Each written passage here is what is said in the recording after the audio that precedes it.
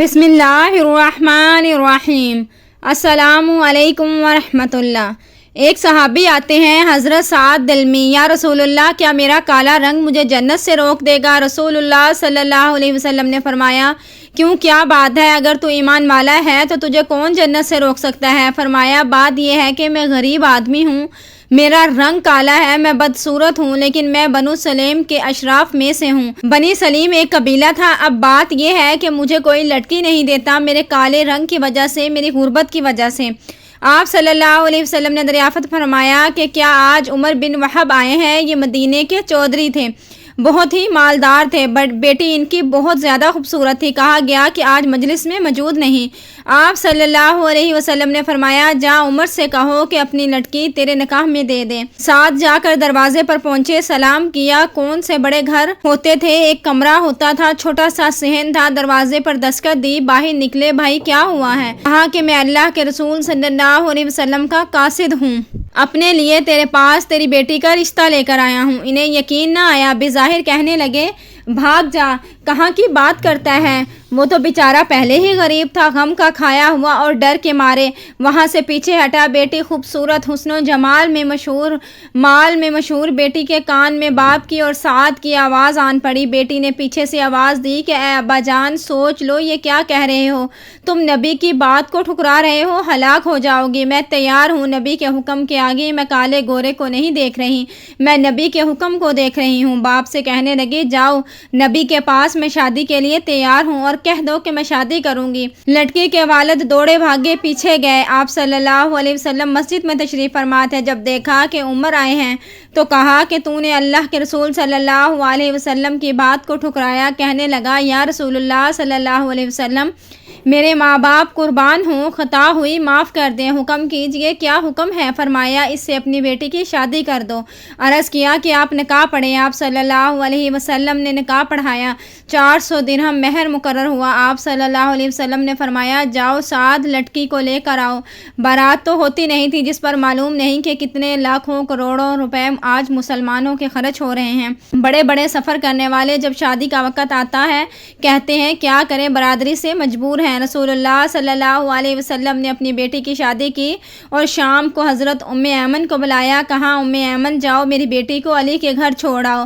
فرمایا سعد جاؤ بیوی کو لے کر آؤ۔ سعد نے کہا یا رسول اللہ صلی اللہ علیہ وسلم میرے پاس تو ایک دمڑی بھی نہیں، میں 400 کہاں سے پیدا کروں اور اس کو لے کر آؤں؟ آپ صلی اللہ علیہ وسلم نے فرمایا اچھا چلو، گھبرانے کی کوئی ضرورت نہیں، جاؤ علی کے پاس، عثمان کے پاس اور عبد الرحمن کے پاس، ان سے کہو کہ تمہیں 200 درہم دے دیں، پھر تیرے پاس 600 درہم ہو جائیں گے، 400 درہم سے مہر ادا ہو جائے گا اور 200 درہم سے اپنا کوئی کام کر لینا، نہ گھر نہ در، کوئی کپڑا سی لینا۔ تو فرمانے لگا بہت ہی اچھا۔ اس کے بعد حضرت علی، حضرت عثمان اور حضرت عبد الرحمن رضی اللہ تعالیٰ عنہما کے پاس گئے۔ فرمایا یہ معاملہ ہے، غور فرمائیے۔ انہوں نے خوش ہو کر 200 درہم سے بھی زیادہ دیا، 200 اور اس سے کچھ اور زیادہ، اب کتنا زیادہ دیا یہ معلوم نہیں، بہرحال 600 سے زیادہ ہو گیا۔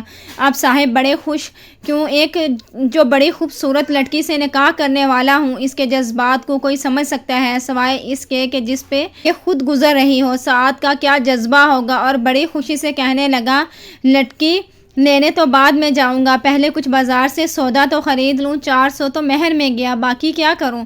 انہوں نے کہا کوئی چارپائی تو خرید لوں، کوئی کپڑا خرید لو اور کھانے پینے کا سامان ہی خرید لو تاکہ میرا کچھ کام چل سکے، گھر کی شکل بن سکے۔ جب بازار میں داخل ہوئے، قدم رکھا، کان میں آواز پڑی اے اللہ کے سوارو، اللہ کے راستے کی پکار ہے، نکلو۔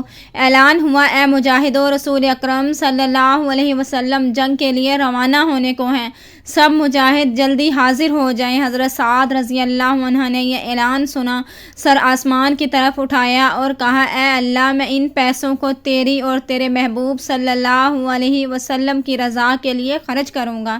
چنانچہ آپ نے پیسوں سے ایک گھوڑا، ایک نیزہ، ایک تلوار اور ایک ڈھال خریدی، امامہ باندھا، جنگ کی تیاری کی اور لشکر اسلام کے ساتھ جا ملے، جنگ میں شریک ہوئے۔ بڑی بہادری کے ساتھ لڑے، کئی دشمنوں کو جہنم پہنچایا، آخر میدان جنگ میں ایک آواز گونجی، سعد کو نیزہ لگا اور وہ شہید ہو گئے۔ قربانی تھی، اس جنگ میں شہید تو اور صحابہ بھی ہوئے ہوں گے، لیکن حضرت سعد رضی اللہ عنہ کی طرح نئی دلہن کو انتظار کرتے چھوڑ کر دل کی حسرتیں دل ہی میں دبا کر شاید کوئی نہ آیا ہوگا، اس لیے ان کی قربانی دوسروں کی نسبت مختلف تھی۔ اس قربانی کی شان نرالی تھی۔ اس عظیم قربانی پر انہیں انعام کیا ملا، ذرا غور سے سنیے، توجہ فرمائیے۔ روایت میں ہے جب آپ صلی اللہ علیہ وسلم کو حضرت سعد رضی اللہ عنہ کی شہادت کی خبر ملی تو آپ صلی اللہ علیہ وسلم تشریف لائے۔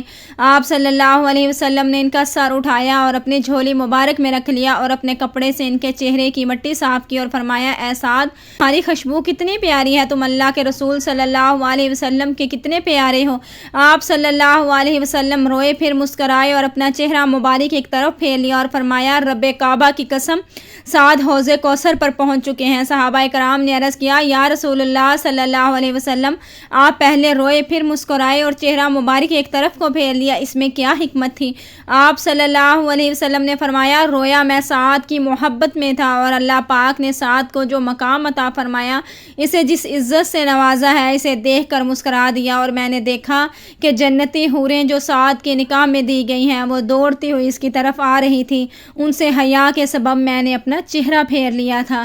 حضرت جلبیب رضی اللہ تعالیٰ عنہ ایک انصاری صحابی تھے جو نہ مالدار تھے نہ خوبصورت، ان کا نہ کسی بڑے قبیلے سے تعلق تھا نہ ہی کسی منصب پر فائز تھے۔ ان کی خوبی صرف اور صرف یہ تھی کہ وہ رسول اللہ صلی اللہ علیہ وسلم سے اور رسول اللہ صلی اللہ علیہ وسلم ان سے محبت کرتے تھے۔ ایک دن رسول اللہ صلی اللہ علیہ وسلم نے مسکراتے ہوئے ان سے فرمایا، جلبیب، تم شادی نہیں کرو گے؟ سیدنا جلبیب رضی اللہ تعالیٰ عنہ نے عرض کیا، یا رسول اللہ صلی اللہ علیہ وسلم، مجھ جیسے شخص سے اپنی بیٹی کی شادی بھلا کون کرے گا؟ میرا حسن و جمال، مال و دولت اور کوئی جاہ و منصب نہیں، بلکہ ایک فقیر بے نوا ہوں۔ لیکن رسول اللہ صلی اللہ علیہ وسلم کی نظر اس کے دنیاوی معیار پر نہیں بلکہ اس کی دینداری اور تقوی شعاری پر تھی۔ آپ نے اس کی مایوسی کو خوشی میں تبدیل کرتے ہوئے فرمایا، جلبیب، تم فکر نہ کرو، تمہاری شادی تو میں خود کروں گا، تم اللہ کے نزدیک بے قیمت نہیں ہو، تمہاری وہاں بڑی قدر و منزلت ہے۔ چنانچہ رسول اللہ صلی اللہ علیہ وسلم نے ایک دن ان سے فرمایا، جلبیب، تم فلاں انصاری کے گھر جاؤ، اسے میرا سلام کہو اور میرا پیغام دو کہ وہ اپنی بیٹی کی شادی تجھ سے کر دے۔ سیدنا جلبیب خوشی خوشی اس انصاری صحابی کے گھر پہنچ جاتے ہیں، دروازے پر دستک دی، اہل خانہ پوچھتے ہیں کہ تم کون ہو؟ فرمایا، سیدنا جلبیب رضی اللہ تعالیٰ عنہ۔ جواباً عرض کیا، رسول اللہ صلی اللہ علیہ وسلم نے آپ لوگوں کو سلام بھیجا ہے۔ یہ سن کر انصاری صحابی خوشی سے پھولے نہ سما تھا کہ رسول اللہ صلی اللہ علیہ وسلم نے مجھے سلام بھیجا ہے، یہ تو میرے لیے خوش قسمتی کی بات ہے۔ پورے گھر میں خوشی کی لہر دوڑ گئی۔ اسی خوشی میں سیدنا جلبیب رضی اللہ تعالیٰ عنہ کو اپنے گھر لے جاتے ہیں۔ سیدنا جلبیب نے اپنی بات مکمل کرتے ہوئے کہا، رسول اللہ صلی اللہ علیہ وسلم نے تمہیں سلام کے ساتھ یہ پیغام بھی بھیجا ہے کہ اپنی بیٹی کی شادی مجھ سے کر دو۔ صاحب خانہ نے جب یہ بات سنی تو سناٹے میں آ گئے کہ کیا یہ شخص میرا داماد بنے گا؟ اس کا نہ مال نہ دولت نہ حسن و جمال نہ قد کاٹ نہ حسب و نسب اور نہ منصب اور نہ کاروبار۔ کہنے لگا، میں اپنے گھر والوں سے مشورہ کر کے تمہیں جواب دیتا ہوں۔ انہوں نے اپنی اہلیہ کو بلایا، رسول اللہ صلی اللہ علیہ وسلم کا پیغام سنایا کہ آپ صلی اللہ علیہ وسلم فرماتے ہیں، اپنی بیٹی کی شادی جلبیب سے کر دیں۔ یہ حسن اتفاق تھا کہ ساتھ والے کمرے میں پس پردہ ان کی دختر نیک اختر اپنے والدین کی گفتگو سن رہی تھی۔ انصاری کی اہلیہ نے کہا، ہم اپنی بیٹی کی شادی جلبیب سے کیسے کرتے جبکہ وہ خوبصورت بھی نہیں، مال و دولت کی ریل پیل بھی نہیں، بڑا خاندان حسب و نسب بھی نہیں، کسی منصب پر فائز بھی نہیں، ہم نے فلاں فلاں خاندان کی طرف سے آنے والوں کو مسترد کر دیا ہے۔ بیوی دونوں اس قسم کی گفتگو کر رہے تھے۔ بیٹی بھی پردے کے پیچھے کھڑی گفتگو سن رہی تھی اور اس ماجرے کا مشاہدہ کر رہی تھی۔ جب سیدنا جلبیب رضی اللہ تعالیٰ عنہ مایوس ہو کر واپس جانے لگے تو لڑکی نے معاملے کی نزاکت کا احساس کرتے ہوئے اپنے والدین سے مخاطب ہو کر کہا، کیا تم رسول اللہ صلی اللہ علیہ وسلم کا حکم ٹالنے کے لیے سوچ و بچار کر رہے ہو؟ آپ مجھے رسول اللہ صلی اللہ علیہ وسلم کے سپرد کر دیں، وہ جہاں چاہیں اپنی مرضی سے میری شادی کر دیں۔ مجھے ہرگز ضائع نہیں کریں گے۔ بیٹی کے پاکیزہ جذبات سن کر والدین نے بھی سر جھکا دیا۔ کچھ دیر پہلے تک ان کے ذہن میں نہ تھا کہ وہ اس رشتے کو قبول نہ کرنے کی صورت میں رسول اللہ صلی اللہ علیہ وسلم کے حکم کو نظر انداز کرنے والے بن جائیں گے۔ وہ اپنی بیٹی کی فہم و فراست اور اس کے خوبصورت فیصلے پر راضی ہو گئے۔ سیدنا جلبیب رسول اللہ صلی اللہ علیہ وسلم کا پیغام پہنچا کر واپس چلے گئے۔ کچھ دیر بعد ذہین و فتین بچی کا والد رسول صلی اللہ علیہ وسلم کی خدمت میں حاضر ہوا اور عرض کرنے لگا، یا رسول اللہ صلی اللہ علیہ وسلم، مجھے آپ کا پیغام ملا۔ آپ کا حکم سر آنکھوں پر میرے اہل خانہ حتیٰ کہ میری بیٹی بھی آپ صلی اللہ علیہ وسلم کے فیصلے پر راضی ہے۔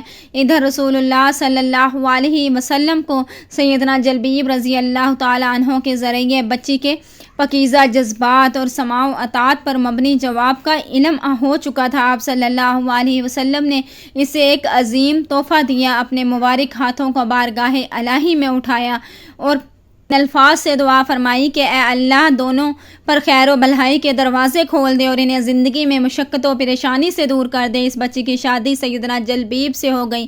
مدینہ طیبہ میں ایک اور گھر کا اضافہ ہوا۔ وہ جلبیب جو کبھی مفلس اور نادر تھے، رسول اللہ صلی اللہ علیہ وسلم کی دعا کے نتیجے میں ان پر رزق کے دروازے کھل گئے۔ یہ گھرانہ بڑا ہی سعادت مند اور بابرکت ثابت ہوا۔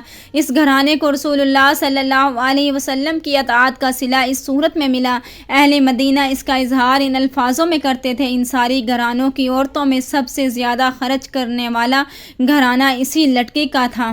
کرتے ہیں آپ کو پیارے نبی صلی اللہ علیہ وسلم اور ان کے صحابی کا یہ واقعہ ضرور پسند آیا ہوگا۔ اگر یہ واقعہ پسند آیا تو ویڈیو کو لائک، شیئر اینڈ کمنٹ ضرور کریں، اور چینل کو سبسکرائب نہیں کیا تو ہماری سپورٹ کے لیے چینل کو سبسکرائب کر دیں۔ Thanks for watching. اللہ حافظ۔